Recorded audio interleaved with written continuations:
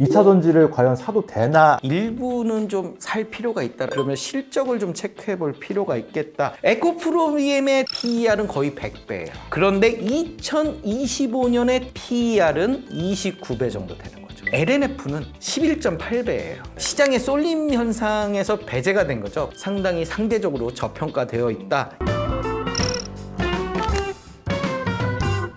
네, 정말 오랜만에 다시 모셨습니다. 필명 샌드타이거 샤크로 활동하고 계시는 최고민수, 박민수 작가님 모시고 얘기 나눠보겠습니다.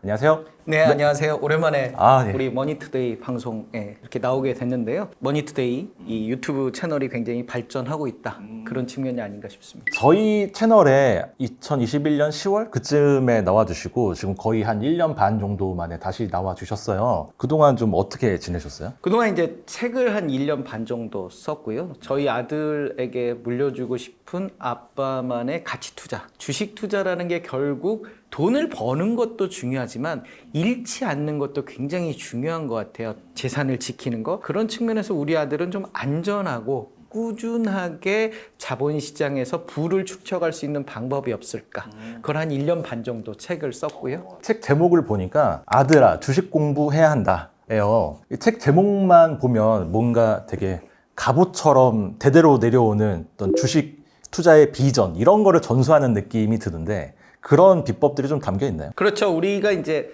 제가 20여 년 동안 겪어보니까 돈을 잘 버는 회사 그리고 번 만큼 투자자에게 잘 베푸는 회사들이 가장 매력적이더라. 약세장에서 나홀로 주가를 유지하거나 상승하는 종목들이 결국은 잘 버는 기업, 실적 개선주, 그리고 잘 베푸는 기업, 고배당주. 그래서 아들아 제발 좋은 기업에 투자하고 주가가 내렸을 때는 적극적으로 추가 매수해서 매수 단가를 낮추면서 단돈 1원이라도 수익 내고 나오거라 하는 이야기를 담고 있습니다. 그러면은 본격적으로 우리가 주식 얘기를 좀 해봤으면 하는데 네네.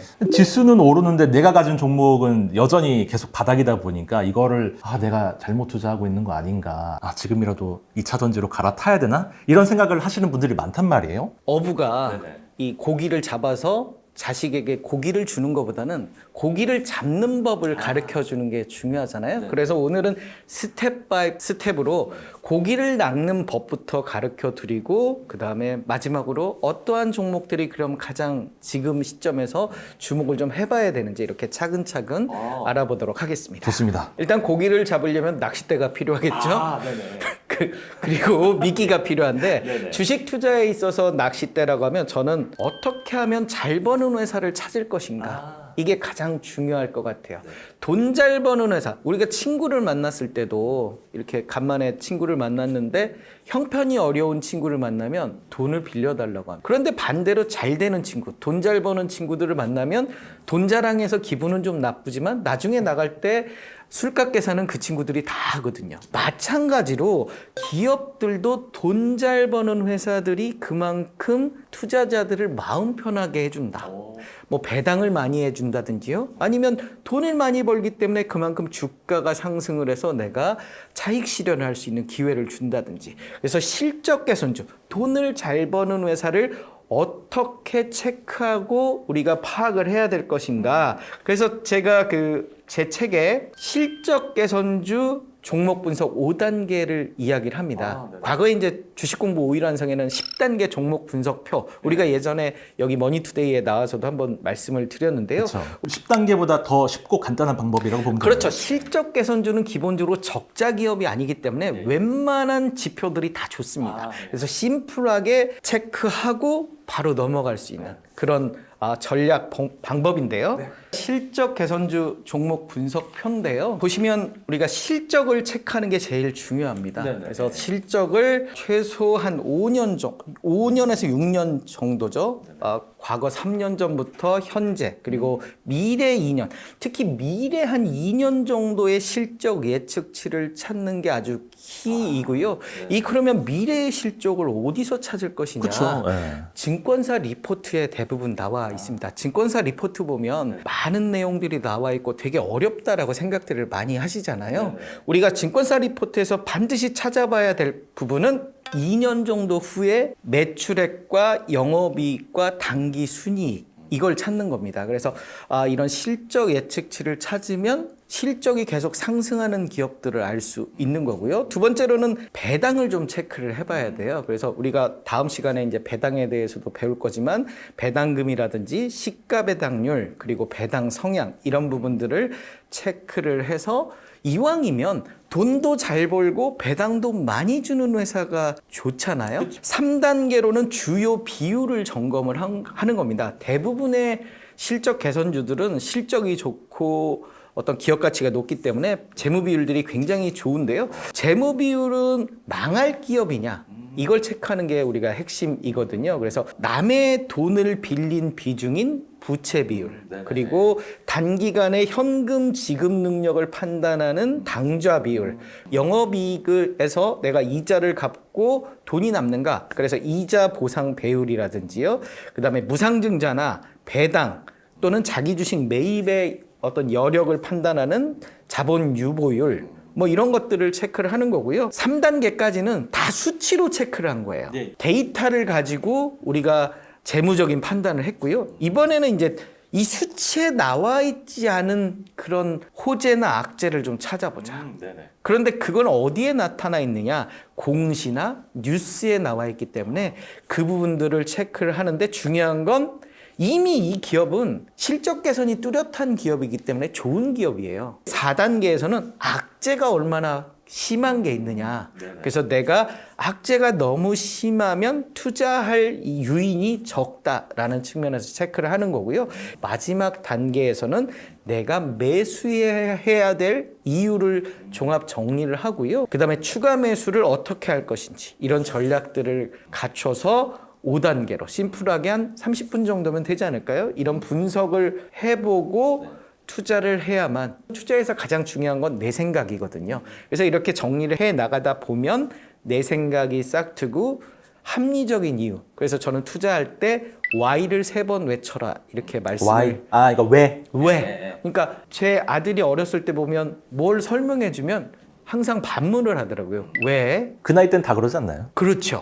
그러니까 우리가 이게 주식 투자라는 것도 어떤 어린아이와 같은 생각, 호기심이 있어야 되는 거죠. 왜? 왜 사야 되는데? 이렇게 분석을 하다 보면 그 왜라는 부분에 대해서 합리적인 이유가 생기고 나를 설득할 수 있고 다른 사람을 합리적으로 설득할 수 있으면 그거는 내가 매력적인 종목으로 판단할 수 있는 기회. 그러니까 낚시를 제대로 던질 수 있는 그런 기회가 되는 거죠. 실적이 좋다고 해서 투자를 했는데 희한하게 주가가 빠지는 경우들이 있단 말이에요. 그러면 이제 시장에서 나오는 얘기는 이미 선반영 됐다. 뉴스에 팔아라. 그날 갑자기 주가가 떨어지고 이런 경우들이 있어서 그런 경우들은 도대체 어떻게 우리가 판단을 하고 투자를 하면 좋을까? 이게 실적 피크아웃 때문에 그러거든요. 실적을 지금 시점으로만 쳐다보니까 지금 좋아요. 왜냐면 작년보다 굉장히 좋아졌고 지금 굉장히 좋은 상황에서 샀지만 실적의 정점에서 살 수 있다는 거죠. 그래서 앞서 언급했듯이 실적은 미래치를 봐야 되는 거죠. 적어도 2년 내지 3년 정도의 미래 실적 예측치를 알 수 있는 기업들, 실적이 과거서부터 이렇게 지속적으로 올라가고 꺾이지 않는 기업 중심으로 압축해서 투자하면 시장이 아무리 좀 어렵고 그다음에 개별 상황이 좀 안 좋더라도 다른 기업들과 달라라는 게 부각이 되면서 이렇게 꾸준하게 오르는, 기관과 외국인들이 가치 투자 측면에서 실적 개선주는 꾸준하게 매수를 하는 특징이 보이거든요. 농심 같은 경우는 최근 들어서 실적이 많이 올라왔어요. 주가도 많이 올랐더라고요. 주가도 많이 올라왔어요. 그런데 우리가 그 실적을 보면 2021년에는 그 당기순이익이 998억, 2020년에는 1485억이었던 게 좀 꺾여요. 이게 우크라이나 전쟁이 나고 원자재 가격, 그러니까 우크라이나나 러시아가 대표적인 밀 생산 지역이잖아요. 곡창지대잖아요. 곡창지대잖아요. 밀 가격이 급등을 하고 원자재 가격이 급등을 하다 보니까 이 농심의 그 원료비 상승에 의한 매출이 그 수익이 줄어들게 되는 거죠. 그래서 그 수익이 줄어드는 만큼 라면의 가격을 올릴 수밖에 없는 거예요. 그래서 라면의 가격을 올려놓고 봤는데 다시 이제 우크라이나에서 밀가루 수출이 일어나고 원자재 가격이 이렇게 내려가다 보니 라면의 가격은 올려놨고 원자재 가격은 떨어지고 그만큼이 수익이 늘어나게 되는, 농심 같은 경우도 보면 이렇게 실적이 꾸준하게 이렇게 앞으로 증가한다라는 예측들을 좀 보여주고 있거든요. 그런 부분들이 이제 주가에 점점점 나타나면서 최근 들어서 농심의 주가가 올라갔던 그런 요인들이 되는 거죠. 그리고 우리가 방산주, 한화 에어로스페이스 같은 경우는 최근 들어서 수주가 많이 늘어나고 있잖아요. 그러면서 우리가 2022년 작년도에 2천억이던 당기 순이익이 2025년에는 6천억대의 당기 순이익. 그러면 3배 성장하는 거죠. 그렇죠. 한 3년 후면 3배 정도 성장한다 이렇게 바라보는 거잖아요. 방산주 또 다른 기업이죠. LIG 넥스원 같은 경우도 2019년에 181억 원인 영업이익이 작년에 1,700억대까지 올라가고요. 2025년이면 2,900억대 이렇게 증가하는 추세를 보이거든요. 그렇기 때문에 어떤 그래프 자체도 이렇게 꾸준하게 장기적인 모습을 보면 이렇게 실적에 맞춰서 상승하는 그런 모습을 보여주고요. 반대로 실적이 악화되는, 실적이 꺾여버리는 대표적인 예가 우리 시젠이라는 진단키트주 얘기를 할 수밖에 없을 것 코로나 같아요. 시국에 제일 유명했던 그렇죠. 기업이죠. 코로나로 인해서 이 진단키트 시장이 굉장히 발전하면서 2019년에 266억이던 당기 순이익이 2020년에 5천억까지 갑자기 급등을 하는 겁니다. 20배가 늘었어요. 그렇죠. 그렇기 때문에 주가가 2020년도에 주당 16만 원대까지 급등을 하는 거죠. 시간이 지나고 보니 이 진단 키트의 사용이 줄어들면서 2022년에는 1,800억 정도 당기 순이익이 2024년에는 900억대 이렇게 실적이 꺾여버리는 거죠. 예측치가. 그러니까 우리가 지금의 실적이 아니라 2, 3년 후의 실적을 본다면 2, 3년 후에 실적이 늘어나는 기업들, 증가하는 기업들만 붙잡고 체크를 해서 판단하면 어떻겠느냐라는 부분이 어떤 투자의 포인트라는 거죠. 지금 제일 알고 싶은 거는 그래 지금 이 시장에서 제일 뜨거운 실적 개선주 2차전지. 2차전지 실적 지금 굉장히 잘 나오고 있잖아요. 그래서 사실 지금 상황에서 2차전지를 과연 사도 되나 안 되나 이 고민을 하시는 분들이 많을 거란 말이에요. 저 개인적으로는 일부는 좀 살 필요가 있다라고 생각을 하고요. 여전히 저평가다. 저평가를 떠나서 저는 중요한 건 성장성이라고 보거든요. 그러니까 올해 초부터 주가가 단기간에 급등을 했고, 그래서 미국의 IRA법이 급격하게 이렇게 들어오면서 중국을 배제하는 한국의 그 기업들이 반사이익을 받는 부분도 이렇게 부각이 되고요. 실적 개선이라든지 이런 부분들이 부각이 되면서 이 2차전지 관련주들의 쏠림 현상으로 단기간 급등을 했고, 단기간 급등을 한 주식은 반드시 조정을 거치게 되어 있거든요. 우리가 그 2차전지 관련 주식들의 그러면 실적을 좀 체크해 볼 필요가 있겠다. 아까 증권사 리포트에서 실적 개선도 찾지만 네이버 금융에 보면 컨센서스라는 화면이 있는데요. 일단 양극재 기업들 중심 대표적인 기업이죠. 에코프로비엠, LNF, 포스코 퓨처엠의 당기순이익을 좀 비교를 해볼게요. 2022년 기준으로 에코프로비엠의 당기순이익은 2,300억대. 3년 후죠. 2025년에는 7,400억대. LNF 같은 경우는 3조 8천억대인 매출액이 13조 7천억. 정도, 당기순이익도 2,600억대에서 7,100억. 포스코 퓨처엠도 3조 원대의 매출액이 12조 원대. 당기순이익도 1,100억대에서 7,700억대. 에코프로비엠이나 LNF나 포스코 퓨처엠이나 7천억대의 엇비슷한 그런 당기순이익을 보여준다는 거죠. 그렇다라고 하면 이 엇비슷한 7천억대의 당기순이익을 보여주는 이 세 개의 기업의 버블 정도를 우리가 판단할 수 있어야 되는 거죠. 그래서 우리가 시가총액을 촬영일 어제 기준으로 보면요. 에코프로비엠은 21조 7천억, LNF는 8조 4천억, 그리고 포스코 퓨처엠은 23조 3천억이에요. 그러면 우리가 2025년에 당기 순이익이 있고 현재의 시가총액이 있다면 미래의 PER을 구할 수 있겠죠. PER은 시가총액을 당기순이익으로 나누니까. 그렇죠. 에코프로비엠의 작년도 실적 2,300억을 현재의 시가총액 21조를 2,300억으로 나누면 PER은 거의 100배예요.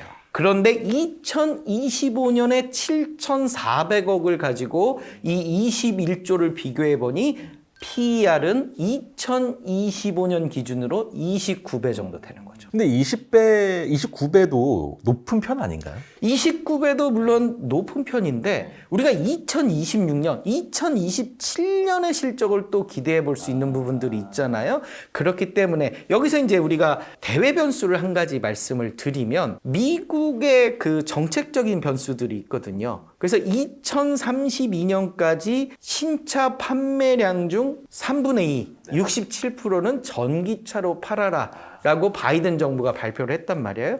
그런데 작년 기준으로 6% 정도 팔았어요.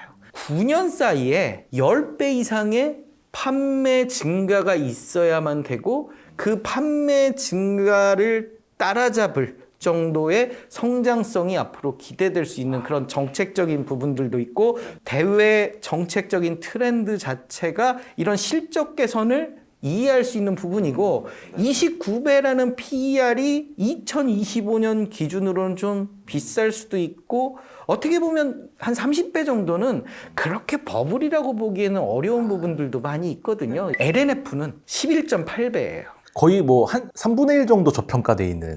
LNF 같은 경우는 좀 시장의 쏠림 현상에서 배제가 된 거죠. 관심을 덜 받으면서 주가의 상승폭이 상대적으로 좀 낮았는데요. 사실은 실적만을 놓고 봤을 때는 LNF가 상대적으로 저평가되어 있기 때문에 나중에 이 실적 눈높이를 맞춘다라는 가정하에서는 상당히 상대적으로 저평가되어 있다 이렇게 판단을 해볼 수 있는 부분인 거죠. 에코프로비엠이 먼저 이렇게 치고 나갔고 지금 조정을 보이고 있는 시점인데요. 이 조정이 이제 얼만큼 오래 갈 것이냐 그 부분은 미국의 어떤 대외적인 정책적인 변수요. 금리라든지 인플레이션 이런 변수들이 하나 있을 것 같고 그 다음에 이 실적의 성장성을 시장 예측대로 보여줄 수 있는 건가. 6월까지의 또 어떤 실적 결과치가 7월 이후에 나오기 때문에 7월 달에 한번 또 시장 예측대로 나왔다고 하면 주가가 한번 동력을 받을 수 있는 기회가 되는 거죠. 그러면은 지금 작가님이 보시기에 2차 전지에 투자를 한다고 하면 어떤 종목을 사는 게 좋을까? 일단 저는 여러 이제 섹터 중에 양극재가 가장 좀 좋을 거라고 생각을 하거든요. 배터리의 비중의 40에서 45% 비용 측면에서요 차지하고 있는 게 양극재고요. 결국 양극재의 기술이 얼마나 전기차가 멀리 갈 수 있느냐 이 부분을 좌우를 하는 핵심이기 때문에 양극재의 기술력이 이 중국과 우리나라의 경쟁력 차이가 될 것 같다. NH투자증권에서 발표한 자료가 있어요. 에코프로비엠의 양극재 지역별 생산 능력 전망 2021년에 국내에서 6만 톤 정도 생산을 하는 양극재 생산 능력이 2026년에 가면 48만 톤. 우리나라뿐만 아니라 유럽과 미국의 다양한 생산 기지를 두고 이 생산량을 늘려갈 것이다. 이 생산량이 늘어간다는 것은 결국 그만큼 매출액 증가와 순이익 증가로 이어질 것이다. 관건은 미국인 것 같아요. 미국에서의 어떤 점유율을 얼만큼 올릴 거냐. 2025년부터 에코프로비엠이 미국에서 생산을 하기 시작하는 거죠. 2025년 4만 톤, 2026년 11만 톤. 그렇기 때문에 공격적인 투자와 매출액 증가 그리고 2차 전지 산업 내에서 가장 핵심 포스트인 양극재가 가장 중요하지 않을까. 실적만 놓고 봤을 때도 양극재와 분리막 기업의 실적 차이를 완연하게 느낄 수가 있어요. 그래요? 분리막 기업인 솔브레인은 2022년 1,600억대에서 2022년 2,200억 정도. 늘긴 하는데 소폭. 늘긴 하는데 소폭이기 때문에 솔브레인 같은 경우는 이 2차 전지의 올해 주가 급등을 제대로 즐기지를 못했어요. 분리막보다는 양극재 기업의 어떤 성장성 이런 부분들을 높이 보는 거거든요. 그 다음에 묻지마 투자들이 이제 일어나거든요. 뭐냐면 리튬 개발을 한다. 그리고 2차 전지 산업에 뛰어든다. 너도 나도 달려드는데 과거 경험을 보면 이 바이오 기업들이 임상 실험에 성공을 하면 너도 나도 임상 실험에 뛰어들잖아요. 그렇기 때문에 새로 이렇게 진출하는 기업들보다는 기존에 알려진 시장 선도 기업 중심으로 집중을 하는 게 투자 리스크 측면에서 좀 바람직하지 않을까. 양극재 좋은 거는 사람들이 많이 안단 말이에요. 그러면 양극재 기업들이 또 여러 군데가 있잖아요. 에코프로 BM도 있고, 뭐 아까 얘기하신 LNF도 있고. 아, 여기는 지금이라도 투자할 만하다. 저는 이제 분산 투자를 좀 추천을 드려요. 왜냐면 이 성장 산업 같은 경우는 하루아침에 이렇게 바뀔 수 있는 그런 변수들도 많이 있고요. 에코프로 같은 경우도 어찌됐든 최대 주주가 갑자기 구속이 되는 그런 악재들이 나타나잖아요. 그리고 실적이라는 건 변동될 수 있고 어느 한 기업을 집중해서 투자해서 리스크를 가지는 것보다는 그 산업 전체의 선구자 역할을 하는 두세 기업 정도에 집중을 하고 PER을 보고 좀 투자 판단하는 게 좋지 않을까라고 생각이 들고요. 저는 폐배터리 사업도 앞으로 꾸준하게 좋을 것이다. 왜냐하면 우리가 배터리를 쓰면 한 20% 정도 쓰면 이게 끝난다고 그래요. 그러면 이 80% 남은 그 배터리를 연료나 아니면 20%를 충전해서 다시 배터리를 만들거나 그런 폐배터리가 앞으로 시간이 지나면 지날수록 자원 재활용 측면에서 각광을 받을 것 같은데요. 테슬라의 주요 모델이 나온 지가 지금 한 8년 정도 됐다고 그래요. 근데 배터리의 수명은 8년에서 10년 정도 되니까 이제부터 본격적으로 이제 폐배터리가 나오기 시작을 하는 거거든요. 그래서 우리가 폐배터리 기업들의 실적 예측치를 봐도 지금 당장 이렇게 급격한 실적 개선은 없는데 한 2, 3년 후부터는 이렇게 실적이 이렇게 증가하는 그런 추세들을 우리가 볼 수 있기 때문에 앞으로 꾸준하게 발전하지 않을까라고 생각이 들어요. 작가님, 저번에 저희 나오셨을 때 2차전지 ETF를 좀 갖고 있다. 퇴직연금 계좌에. 그렇게 얘기를 해주신 기억이 나거든요. 그거 아직도 갖고 계세요? 네, 2차전지 ETF도 하고 있고요. 저는 양극재 기업들도 이렇게 매수를 하고 한 3년 이상, 최소한 3년 이상은 보유를 하고 싶다라는 지금 관점에서 접근합니다. 저는 실적이 꺾이기 전까지는 계속 보유를 할 생각이거든요. 지금 시장에 나와 있는 2차전지 관련 ETF가 6개 정도 되는 것 같거든요. 그래서 2차전지 이렇게 치시면 나오는 게 한 5개 정도 되고요. 또 배터리 리사이클링, 배터리라고 치면 한 종목 정도 있어요. 2차전지라고 이름을 붙인 그런 ETF들은 이름은 2차 전지인데 구성 비중은 다 달라요. 그래서 상위 구성 종목의 10종목 정도는 좀 체크를 해봐서 내가 선호하는 그런 양극재 기업이나 뭐 음극재 기업들이 많이 있는지 구성 종목들을 체크해 보시고 ETF 중심으로 투자해 보시는 것도 나쁘지 않다. 뭐 한 2, 3년 전부터 되게 오랫동안 갖고 계셨다고 하니까 지금 작가님이 갖고 계신 그 종목의 수익률이 되게 궁금하거든요. 100% 이상씩은 나 있는 거죠. 저는 이제 기업으로 투자를 하기 때문에 앞으로도 꾸준하게 좀 수익을 낼 수 있도록 장기 투자할 계획입니다. 네이버랑 카카오 한때 뜨거웠던 그런 종목이잖아요. 사실 카카오의 전성기는 2021년이에요. 과거의 영광을 찾기 조금은 쉽지 않다. 네이버에 조금 더 집중을 하시는 게 삼천리 같은 경우도 10배 정도 주가가 상승했잖아요. 그런데 실적은 오히려 꺾여버리는 이제 설명이 되는구나. 실적을 봐야 되는 그런 주된 이유이기도 합니다.